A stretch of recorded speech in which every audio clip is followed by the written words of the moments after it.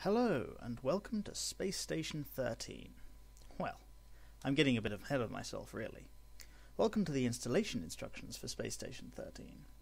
If you've already installed the game, click here to skip ahead to when we start playing. Now first off, just what is Space Station 13? Space Station 13 is a space simulator top-down third-person isometric role-playing game with hints of murder mystery. You play an individual upon the most unlucky space station in the galaxy during very trying times. Often, there is a murderer, a traitor on board, or even a rogue artificial intelligence trying to kill all humans. It's up to you and your fellow shipmates to work out who is the traitor, deal with them, and get them off the ship alive before everything inevitably goes to hell.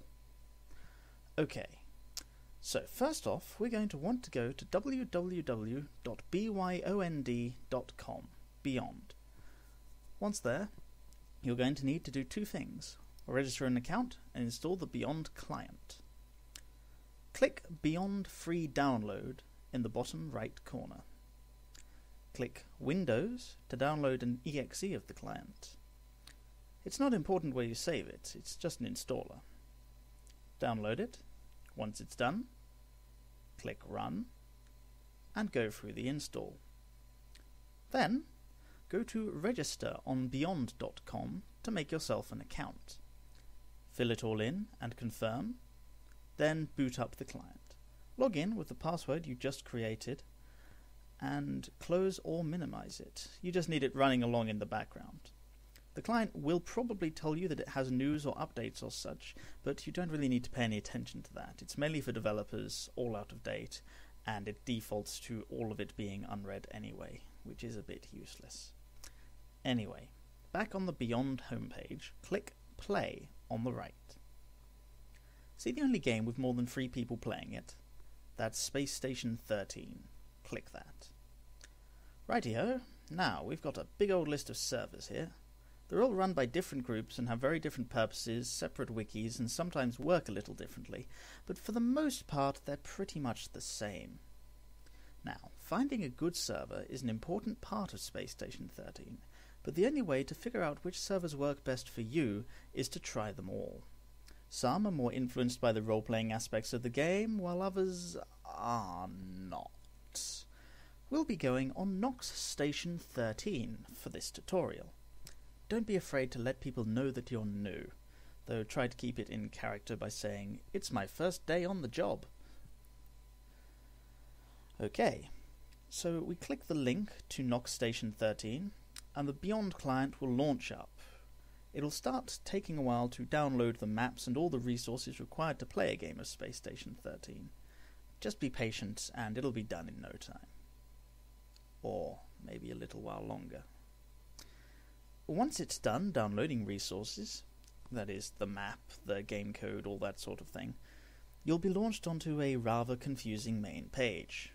Don't worry, it gets worse.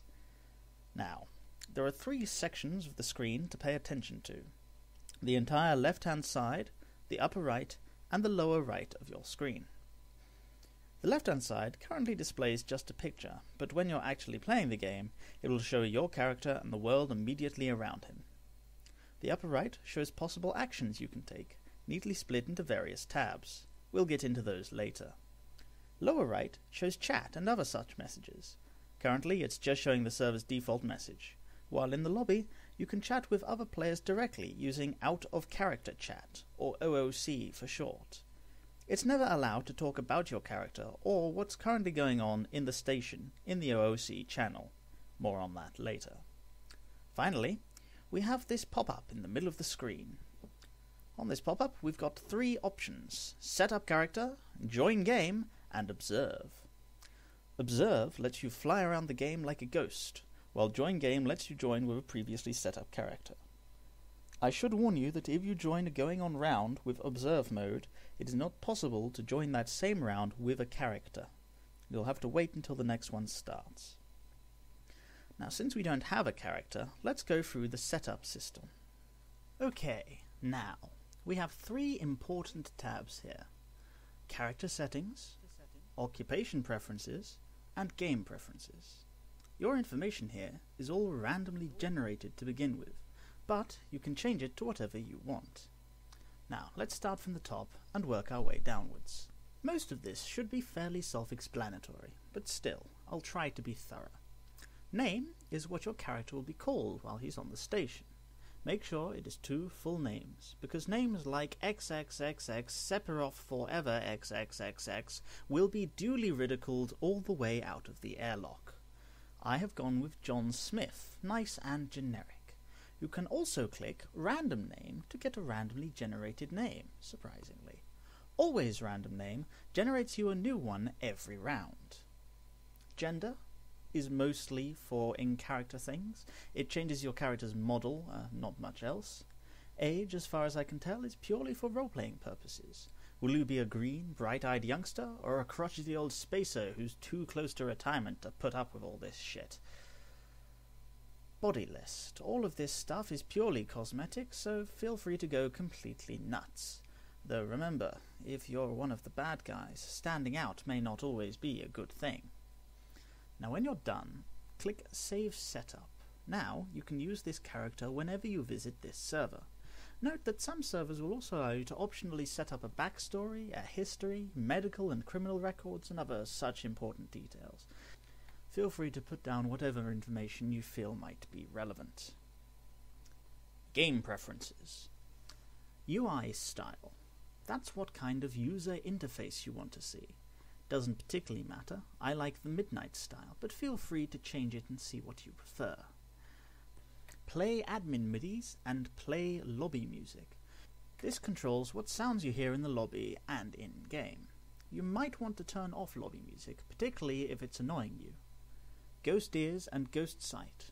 This controls what you see and hear as a ghost, whether you hear only what's happening around your ghost, or whether you hear and see everything going on in the station immediately after your inevitable death. Note that most of these options can be toggled during the game. OOC notes. Now, this is a time to make an important distinction. There's OOC for out of character, and IC for in character, and never the twain shall meet. Anything that happens to your character is in character, and shall not be mentioned out of character. Calling for help out of character is bad, and might result in a ban. Certainly, tormented wails of "my immersion" will echo through the station's halls. Conversely, you can't use your character's past as an excuse for current behaviour. Don't beat someone over the head because of what they did last round. Basically, pretend to be your character in IC, be yourself in OC, don't mix them, and you'll be fine. I should probably mention what OOC notes actually are. Unfortunately, I've never used them, and neither has anyone I know, so feel free to give it a try. It's probably just for information upon yourself. Hi, I'm Bob, I'm 23, and I've never played Space Station 13 before. You will forget about it forever. Antagonist settings. We'll get around to these in detail during another tutorial. For now, let's leave them all as no. Basically, they let you control whether or not you'll be randomly picked to be that round's villain. As a villain, you get secret goals, such as steal the captain's spare ID, or kill Jason Scott, or summon an ancient god. Character settings and occupation preferences. These control what odds you have to be picked for any given role at the start of the game. If you join an ongoing round, you can pick from a list of open slots instead. Let's start with leaving them all as never, except for Assistant. Assistant isn't the most fun job on the station, but it's reasonably good for learning the very basics of life on Space Station 13. Don't worry about being banned from some jobs. That's normal. A few jobs are banned by default for every player on the ship, except for a small number of whitelisted players. This is usually due to the amount of damage that can be done by an incompetent player in that role, or because they are very important for the well-being of the ship. You can get unbanned from these jobs by asking the admin and potentially filling other goals, such as joining their forum or being a generally well-received player on the ship. Though if you're watching this tutorial, you're probably in no state to be whitelisted just yet. So, let's click Done, save our setup, close character setup, and click Join Game.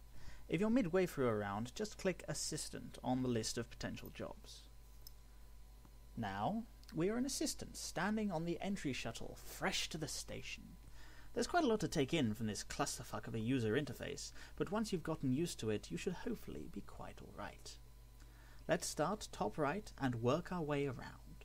We've got a few tabs up the top which give us various information. Status changes quite a lot. Right now it just tells us that if we click on someone we'll try to help them, and that if we move around we'll be running. Keep an eye up here once the shuttle has been called, as it will give you an estimated time until it docks with the station or flies away. This will be useful later. The other tabs have various commands you can either click on or type out to use. Admin Help sends a help request to the admins. Don't use this unless the game is severely glitching out, and even then it's probably perfectly normal. Admin Who lists all the logged in admins and their current roles.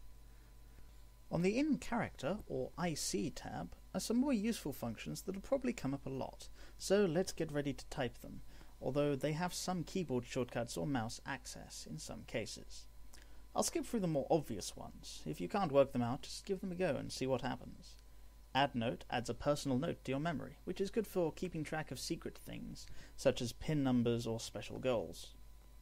Me allows you to make an action, like Me points to the corpse and gasps. Simply type ME followed by a space followed by whatever you want to say. Notes lets you read existing notes that you've already written. Pray sends a message to the gods asking for, well, whatever you want. If the admins are in a good mood, you might even get it. Pull allows you to drag items around. Stop pulling allows you to let them go. Resist allows you to try and get out of handcuffs, grapples, and the like. Rest is used to lie down or play dead. Say is one of the more commonly used commands. You can use it to talk. Use say, space, semicolon to talk into your earpiece. More on that later. Sleep lets you spend some time in a bed, but most rounds don't usually last long enough for that to exactly be needed. Whisper lets you say something quietly to another nearby player. Okay, on the OOC, or Out of Character tab, Ghost lets you leave your inevitable corpse to fly around the map. You can ghost while it's still alive, but it kills you. OOC lets you talk out of character to everyone on the station. Observe, I haven't used, but I believe it's similar to Ghost and similarly irreversible. Respawn, in some servers, although not all, you can respawn in the arrival shuttle after being dead for a long time. Most stations do not allow that option, however. Vote allows you to vote for how the server should go. You'll be told if a vote is going on and what the options are. Who shows a list of the logged in players. Hotkeys help. Push this button. Read what comes out. So incredibly useful. I should also mention that when you're in the lobby, there is a lobby tab that shows you useful pre-game information, like how long until the round starts and who's playing. Object. Not a whole lot needs explaining here. Suit sensors allow medical officers to track where you are and how dead you are. Options here can change a lot depending on what objects are nearby. Preferences. Not too important. It's mostly just things like sound options and toggling ghost ears and ghost sight. Okay, next is the text area. You'll be using this about as much as the main game screen. Black text describes what's going on around you, whether it's inside your own head or from the mouths of others. Green text is text coming in over the radio or intercom. You can use an intercom just by standing next to one and speaking, and you can use your radio set by typing say semicolon. You might have to activate the intercom. Click on it and set both the speaker and microphone to activate. Purple text, or text in other colors such as gold, is department-specific radio, which you can use with say, a space, colon, H. H is for your default department, but each department has their own letter. B is for robotic binary speak, for example. Right, let's try talking. Say, followed by a space. If you did that right, a speech mark should appear on the line. If you then put a semicolon, you'll talk into your radio rather than to the people around you, letting everyone on the station hear your remarkably insipid comments. Note that the conversation window shows both the green text from your radio and black text from your voice. Right. Next important step. Movement. as if this hasn't taken long enough already. You can move around with the arrow keys, not with WASD. That will type those letters into your chat box. I know that sounds annoying, but with how much you use the chat box, you'll get used to it, I hope. So, now that we've done some movement, let's try basic inventory management. Use the arrow keys to walk upwards to the lockers. Click on one to open it. You'll notice that when you mouse over the clothes inside, the bottom left of your window says, as in this example, Sturdy Top Hat. Let's click on that to pick it up in our active hand. Just above the bottom left, you'll see a backpack icon with an arrow. Click on it to open up our wardrobe. Click on the hat area whilst wielding the top hat to put it on. Click again to take it off. Ta-da! Very stylish. Whilst we're here, we can talk about the wardrobe slots. We've got, from the top, going left to right, hat or helmet. Things like the top hat, biohazard hood and space helmet go here. Then below, we've got the glasses slot, used for spectacles, goggles, visors and the like. Usually just good for looking cool, but you can get things like the security visors that allow you to see who has a warrant on them, or medical goggles that let you see people's health statuses. In the middle we have the mask option, which is usually just for air masks, gas masks or surgical masks. Air masks let you breathe from a tank of oxygen in case of near vacuum, which will probably happen. Gas masks also do this, but have the added benefit of hiding your face and allowing you to breathe in toxic atmospheres, whilst surgical masks allow you to perform surgery, unsurprisingly. Next, on the top right, you've got earpiece, or ear slot. Currently, you just have an assistance headset. That lets you listen to and speak on public channels only. Different people's headsets have access to different channels. You can also use the ear for storage of small items such as pencils. Inner clothing on the middle left is usually just your departmental jumpsuit, though you can change this to a different costume if you can find one. Outer clothing, on the other hand, is used to protect you. It could be a lab coat with built-in pockets, a biohazard suit, or a spacesuit designed to protect you from the cold depths of outside. Oh, or a fire suit. It could be a fire suit. Just next to that, we'll notice that you have gloves. There are quite a few types of gloves, again. Some are purely cosmetic, but latex gloves helps when doing operations or surgery. Insulated gloves stop you from getting electrocuted, and all gloves stop you from leaving fingerprints on stuff. Bottom middle, you'll notice we have shoes. Wearing shoes stops you from hurting your feet when you walk over things like broken glass. Janitors get big rubber galoshes which stop them from slipping up when they run over wet tiles. That's basically how all clothing works in the game, aside from things like coats with pockets. Oh, and you can't change your shirt while you're wearing a spacesuit without taking the suit off first, but other than that, it's pretty simple. Using your backpack is basically the same. Click on the backpack with an empty hand to open it. Click on items in the backpack to pick them up with your empty hand. Click on your backpack with something in your hand to try and shove it inside. So, let's go for a bit of a wander around the station. Doors open up when you click on them, or when you walk up to them and bump into them. Using items like lockers, you can right-click on items to see various options. In this case, let's try pulling it around. Right-click, select pull, move with the arrow keys. Like so. Walk into the cupboard to push it away, or click stop pulling on the IC tab to drop it. Vending machines and dispensers. Click on the machine to pull up its default menu. In this case, it's selling sweets. Click Vend upon the item you want, and it will be dropped on top of the machine. Click on the item to pick it up. Click on yourself to eat some of the item, or to use items on yourself. For a lot of items, this means beating yourself in the chest with it, so be a little bit cautious. Let's wander around. A pneumatic waste disposal system. We can use this to get rid of rubbish and things we don't need. Let's click on the disposal system with an item in hand to cram the item inside. Like so. Now, click on the pneumatic disposal system with nothing in your hands to open the menu. Click Engage to shoot whatever junk it is inside off to the trash heaps, or click Eject Contents to spill it out into the room. Good if you accidentally put something important inside, like your friend. You can drop items with the Drop button on your screen, or by pressing the Home key on your keyboard. You can also throw items by clicking the throw icon, or pressing end, then clicking in the direction you want to throw it. Ah, a map of the station. Let's see these various colours. Light blue over here is entry, dark blue is the artificial intelligence and command area, orange is the emergency exit, grey is storage and tools, brown is the quartermaster, supply and mining, yellow is engineering and atmospherics, whilst green is personnel areas.